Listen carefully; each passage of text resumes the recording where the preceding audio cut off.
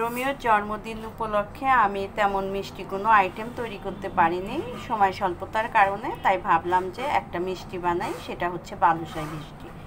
এটা বানাতে উপকরণও কম লাগে এবং সময়ও কম লাগে। এখানে আমি নিয়েছি মেজারিং কাপের একদম ভরে ভরে 2 কাপ ময়দা, আর সাথে নিয়েছি 1 চা চামচ বেকিং সোডা, আর এখানে আছে বাটার আর টক দই। টক দইটা হচ্ছে টক মানে আপনি যখন মাখবেন আমি দেখাবো সেই অনুযায়ী নেবেন। আর বাটারের পরিবর্তে ঘি হলে ভালো হয়, আমার যেহেতু ঘি নাই তাই আমি বাটার দিয়েই করছি। বাটার ঘি না থাকলে সয়াবিন অয়েল দিয়েও করা যায়। তাহলে চলুন দেখি আমি কিভাবে এটা তৈরি করছি। এই তো বাটার, বেকিং সোডা আর হচ্ছে ময়দাকে মিশিয়ে যে এইভাবে তৈরি করে নিলাম। একদম ঝরঝরে হবে। আরও মনে হয় বাটার দিতে পারলে ভালো হতো, আমি তো বুঝতে পারিনি। আপনারা আর একটু পরিমাণ বাটার, তেল বা ঘি দিবেন। আমারটা বেশি ঝরঝরে, আর একটু তেল চিটচিটে হবে। এখন এর মধ্যে আমি দিব হচ্ছে টক দই।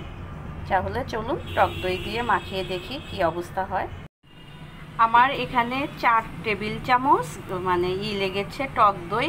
এটা কিন্তু টক দইয়ের থিকনেসের উপরে নির্ভর করে। যদি টক দই পাতলা হয় তাহলে কম লাগে, আর যদি ঘন ক্রিমি হয় তাহলে একটু বেশি লাগে। আমার টক দইটা অনেক ঘন ক্রিমি। এরকম আলতো হাতে টক দই দিয়ে এই যে এইভাবে মেখে নেবেন, মুথবেন না কিন্তু, শুধু আলতো হাতে এইভাবে করতে হবে, মেখে নিতে হবে। মুথে নেওয়া যাবে না, জোরে জোরে চটকে চটকে, তাহলে কিন্তু ভালো হবে না।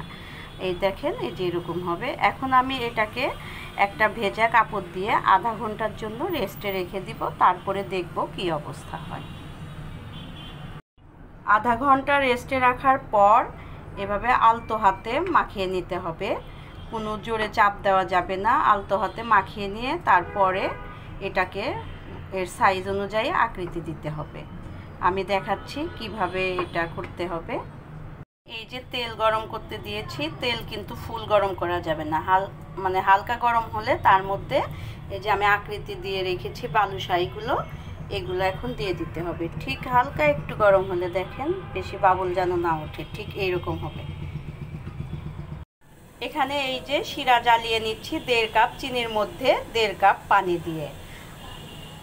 আর এইখানে ভেজে রেখেছি এই যে মিষ্টিগুলো, আর রেডি করে রেখেছি মাওয়া।